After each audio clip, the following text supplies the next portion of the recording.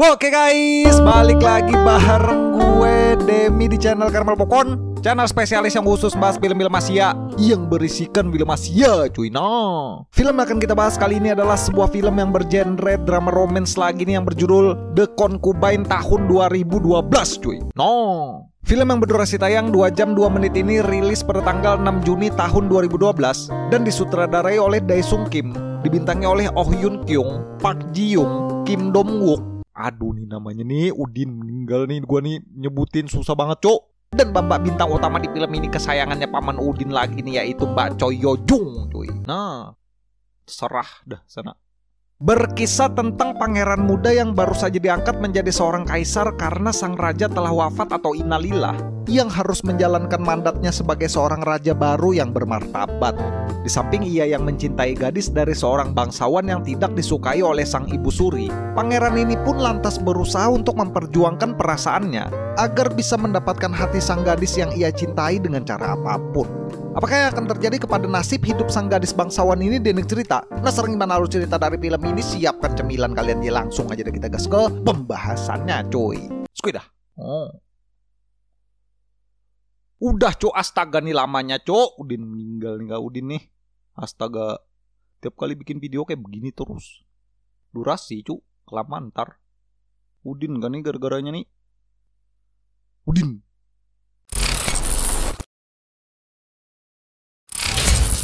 Di awal film kita akan diperlihatkan seorang pangeran muda yang bernama Song Woon yang ditemani oleh para pengawal kerajaan untuk berlatih berburu makanan.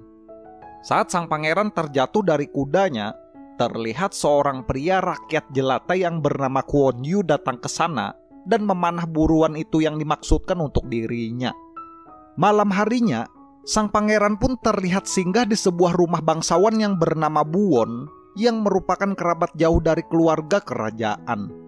Beberapa saat, terlihat pria yang bernama Kwon Yu yang tadi siang memanah buruan itu datang, yang berniat marah-marah kepada pangeran karena ia tidak diperlakukan secara adil atas hasil buruan yang ia tangkap. Melihat Kwon Yu anak angkatnya membuat keributan di tempat itu, berhubung takut, Buwon sang bangsawan pun lantas langsung meminta maaf kepada sang pangeran. Setelah itu, terlihat seorang wanita cantik yang bernama Hwayun datang menghampiri Kwon Yu yang merupakan anak kandung dari sang bangsawan satu-satunya. Melihat kecantikan Hwayun, aduh nih namanya susah cuy namanya nih cok. Udin, Hwayun, Kwongbo apalah, aduh nih. Aduh. Pangeran pun langsung jatuh cinta kepada pandangan pertama, meskipun ia tahu kalau Hwayun ini ternyata kekasih Kwon Yu, pria yang apalagi nih, yang marah padanya. Berniat ingin langsung menikahi dan mempersunting Hwayun sebagai istrinya. Berhubung Hwayun ini masih memiliki satu ikatan keluarga dengan kaisar dan semua anggota istana tidak menyukai keluarga itu, pangeran pun lantas bersedih karena sang ibu suri juga tidak mau memberikan izin untuk merestuinya. Sedangkan kaisar, yang merupakan saudara tirinya pangeran Song Woon, ia pun juga masih di bawah wewenang untuk patuh dan menghormati atas perintahnya ibu suri. Mengetahui tentang soal perjodohan dirinya dengan sang pangeran, Hwayun pun lantas memutuskan kabur bersama Kwon Yu kekasihnya untuk menuju sebuah gubuk kecil di tengah hutan. Berhubung udara di luar semakin dingin pada malam itu, nah nih, aduh nih perasaan gua gak enak nih. Hwayun pun lantas cangkul-cangkul dengan Kwon Yu kekasihnya karena waktu itu tidak tahu harus melakukan apa. Nah, apalagi, ngapain di gubuk terpencil, gubuk cinta di tengah hutan tengah malam ya? Udin. Astaga, Udin. Besoknya, saat mereka berdua sudah ditemukan oleh pengawal kerajaan, sang ayah angkat yang marah karena Kwon Yu ini sudah lancang dan berani membawa kabur putrinya, ia pun lantas terpaksa harus mengeksekusi Kwon Yu anak angkatnya itu. Berhubung takut Kwon Yu kekasihnya meninggal dan innalillah, Hwayun pun bilang kalau ia akan bersedia untuk menjadi selir dan akan menyerahkan diri kepada istana, asal ayahnya mau membiarkan Kwon Yu kekasihnya itu untuk tetap hidup. Scene berpindah 5 tahun kemudian. Bayangkan di 5 tahun sudah ya. Hwayun yang sekarang ternyata sudah menjadi seorang permaisuri karena telah dipersunting oleh kaisar dan mempunyai seorang anak laki-laki.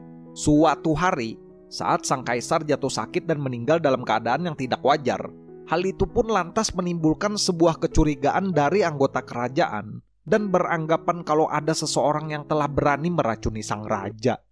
Akibat hal itu, beberapa anggota kerajaan pun mulai menyelidiki kasus kematian sang kaisar. Namun mereka semua malah ditangkap dan dituding sebagai pemberontak kerajaan oleh sang menteri atas perintahnya Ibu Suri. Di sisi lain, sepeninggalan wafatnya sang kaisar saudara tirinya, Pangeran Songwon pun resmi diangkat menjadi raja atau kaisar yang baru yang akan menerima mandat kerajaan kalau ia akan menjadi kaisar yang baik. Berencana untuk menghasilkan pewaris tahta kerajaan baru di masa yang akan datang, Ibu Suri pun lantas menyiapkan seorang selir untuk dicangkul-cangkuli oleh kaisar biar bisa dapat anak laki-laki. Malamnya, dengan arahan yang diberikan oleh para pejabat kerajaan, sang raja pun lantas melakukan ritual cangkul karena waktu itu berhubung tidak tahu harus melakukan apa. Aduh nih, Udin. Jadi kaisar aja kah? Si Udin gak nih jadi kaisar nih? Tinggal pilih langsung dapat ya. Aduh. Sementara itu, Huayun yang berniat menyelidiki kematian sang raja, ia pun terlihat menyelinap secara diam-diam untuk menghampiri juru masak kerajaan yang telah dikurung untuk dimintai keterangan apa yang sudah terjadi. Mengagetkannya, saat juru masak itu diinterview di balik jeruji, ia malah mengatakan kalau pada hari kematian sang raja meninggal, Ibu Surilah orang yang telah memasak dan memberikan makanan yang membuat sang kaisar innalillah. Saat Songwon sang raja berkunjung untuk datang melihat keadaan permaisuri, Huayun yang melihat Kwon Yu mantan kekasihnya dulu malah berada di sana dan sudah menjadi pengawal kerajaan tanpa sepengetahuan sang raja. Huayun pun lantas bingung dan berniat menemui Kwon Yu mantannya itu secara diam-diam. Mendengar kalau Huayun masih mencintainya dan meminta bantuan untuk membebaskan sang ayah yang telah dikurung, Kwon Yu pun lantas menolak permintaan itu karena ia masih kecewa dan marah akibat sang ayah ternyata dulu telah memotong lele-lele jumbonya. Aduh, sudah innalillah wafat sudah ya lele-lele jumbo cu. Menghilang kah sudah lele-lele jumbo? Aduh. Sementara itu, sang raja yang diceritakan masih sangat mencintai permaisuri. Ia pun meminta agar Ibu Suri mau melepaskan ayahnya Huayun dan membatalkan eksekusi yang telah direncanakan. Mengetahui sang Ibu Suri menolak permintaan itu dan tetap kekeh dalam pendiriannya, sang raja pun memerintahkan Kwon Yu yang sekarang sudah jadi pengawalnya itu untuk mencegah dan menggagalkan eksekusi mati tersebut. Akan tetapi Kwon Yu yang masih menyimpan dendam perihal tentang hilangnya lele-lele jumbo, ia pun tidak menuruti perintah sang raja dan berniat datang hanya karena ingin menyaksikan kematian ayah angkatnya itu. Tahu kalau ayahnya sudah wafat akibat telah dieksekusi atas perintahnya Ibu Suri, Huayun sang permaisuri pun menangis sedih dan kecewa dan lantas menolak untuk bertemu karena sang raja ini telah gagal menyelamatkan ayahnya. Kecewa dengan penolakan cintanya dan usaha yang telah ia lakukan, sang raja pun lantas membawa salah satu pelayan pribadinya permaisuri untuk dicangkul-cangkuli karena waktu itu tidak tahu harus melakukan apa. Aduh nih. Astaga. Di sisi lain, berhubung tidak suka dengan keberadaan Huayun, Ibu Suri pun lantas berdiskusi dengan Perdana Menteri bawahannya agar mereka berdua bisa menyingkirkan permaisuri itu dari istana. Sampailah pada suatu malam yang merupakan malam kesuburan yang datang dalam 4 tahun hanya sekali, Ibu Suri pun lantas menyuruh kaisar anaknya itu untuk cangkul-cangkul dengan selir pilihannya agar mereka dapat memiliki keturunan seorang anak laki-laki sebagai pewaris tahta. Akan tetapi sang raja malah menolak permintaan itu dan lebih memilih cangkul-cangkul dengan pelayan pribadi permaisuri yang ia cangkul kemarin. Cangkul-cangkul terus nih bos. Aduh nih terlalu banyak cangkul-cangkul di film ini ya. Mundur-mundur dah nih gue ngomong. Saat raja melihat pelayan itu mengenakan sebuah tusuk konde yang merupakan adalah hadiah istimewanya kepada permaisuri, sang raja pun lantas sangat marah dan langsung menampar pelayan itu karena sudah lancang memakai hadiah pemberiannya.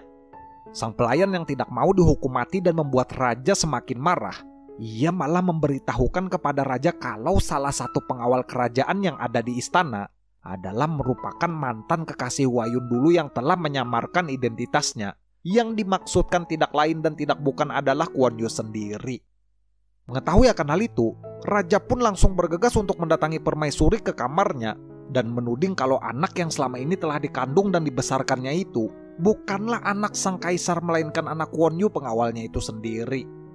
Untuk membuktikan kebenaran itu, raja pun lantas bergegas menurunkan celananya Kwon Yu dan terkejut kaget au ai karena raja telah menyadari kalau lele-lele jumbo sudah lama kabur menghilang dan tidak berada di dalam sarangnya. Nah, sudah dibilang tadi lele-lele jumbo sudah menghilang, tidak ada di dalam rumah ya. Lele-lele jumbonya sudah minggat.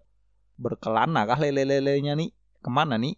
Hangout kah lele-lele jumbo nih? Sudah menghilang, disepir. Tidak berada di dalam rumah ya lele-lele jumbo. Lele-lele jumbonya innalillah. Mengetahui kalau dirinya telah salah menuding permaisuri yang bukan-bukan, raja pun lantas berlutut dan meminta maaf karena sudah salah mengira lele-lele jumbo masih berada di sarang. Lele-lele jumbonya innalillah. Raja yang saat itu sudah tidak tahan, ia pun memaksa permaisuri ini untuk cangkul-cangkul di tempat. Namun sang permaisuri malah lantas menolak ajakan tersebut. Huayun bilang, kalau raja memang benar-benar ingin berniat untuk memiliki dirinya, maka raja harus benar-benar menjadi seorang raja. Karena ia saat itu dianggap permaisuri bukanlah seorang raja sungguhan, melainkan hanya sekedar pion yang berada di bawah bayang-bayangnya Ibu Suri. Setelah kejadian itu, permaisuri pun juga bilang kepada Kwon Yu kalau anak yang telah dikandung dan dibesarkannya selama ini adalah merupakan anak hasil dari hubungannya mereka berdua. Kwon Yu yang mendengar hal itu, ia pun lantas mengajak Huayun untuk kabur bersama dari sana seperti dulu. Namun permaisuri lantas menolak dan bersikeras untuk tinggal di istana karena ia berniat menjadikan anaknya sebagai pewaris tahta kerajaan. Lalu sampailah pada suatu malam, terlihat menteri kerajaan di istana menemui Kwon Yu guna berniat untuk memberikannya sebuah racun agar Kwon Yu ini bisa menggunakan itu untuk meracuni permaisuri atas perintahnya Ibu Suri. Kwon Yu yang diceritakan masih mencintai permaisuri mantan kekasihnya itu. Ia pun lantas memasukkan racun itu ke dalam minuman obat kuatnya sang raja yang selalu diminta Ibu Suri untuk pelayan menyiapkannya. Raja yang sudah muak meminum obat kuat itu dan tidak percaya akan kegunaannya, ia malah meminta Kwon Yu untuk meminumnya, yang tak bisa ditolak Kwon Yu dan membuatnya seketika lantas muntah darah. Mengetahui kalau ada seseorang yang telah berniat dan merencanakan ingin membunuhnya, sang raja pun lantas bergegas mengumpulkan orang-orang yang telah terlibat dalam pembuatan obat tersebut. Sementara itu, Ibu Suri yang mendapat informasi kalau anak yang selama ini dikandung oleh Huayun bukanlah anak sang kaisar, ia pun lantas memerintahkan pengawal kerajaan untuk menangkap sang permaisuri dan membawanya ke penjara rahasia untuk segera dieksekusi. Saat menteri tangan kanannya ditangkap oleh pasukan yang dikirim raja, Ibu Suri pun langsung menemui sang raja dan meminta penjelasan dari anaknya itu. Sang raja yang sudah terlanjur kecewa dengan sang ibu, ia pun tetap bersikeras pada pendiriannya yang membuat sang ibu ini lantas kesal dan marah kepada sang raja. Akibat hal itu, Ibu Suri pun lantas terang-terangan bilang dan memberitahukan kalau ialah orang yang telah meracuni dan membunuh mendiang kaisar guna membuat Songwon anaknya itu untuk menjadi pewaris tahta kerajaan. Di tempat lain, saat Huayun sudah siap untuk dieksekusi di ruangan tempat kurungan di bawah tanah, beruntungnya datanglah pasukan yang telah dikirim oleh sang raja untuk menyelamatkan sang permaisuri itu dari kematiannya. Akibat semua kericuhan dari masalah itu, di ruang pertemuan, sang raja pun lantas menginterogasi Kwon Yu pengawalnya dan bertanya siapa yang telah menyuruhnya memasukkan racun ke dalam obat kuat tersebut. Kwon Yu yang saat itu tampak terlihat kebingungan. Sesaat ia menatap permaisuri yang terlihat bersedih, Kwon Yu pun mengaku kalau dirinya lah orang yang telah menaruh racun tersebut atas berdasarkan suruhan sang menteri dan perintah dari Ibu Suri. Raja yang sangat kecewa dan lantas marah, ia pun langsung memerintahkan semua pengawal kerajaan untuk bergegas mengeksekusi semua orang yang telah terlibat dalam kasus pembunuhan raja. Setelah kejadian tersebut, permaisuri pun lantas berterima kasih kepada Kwon Yu karena sudah membantu dirinya untuk melengsarkan Ibu Suri dan para pengikutnya.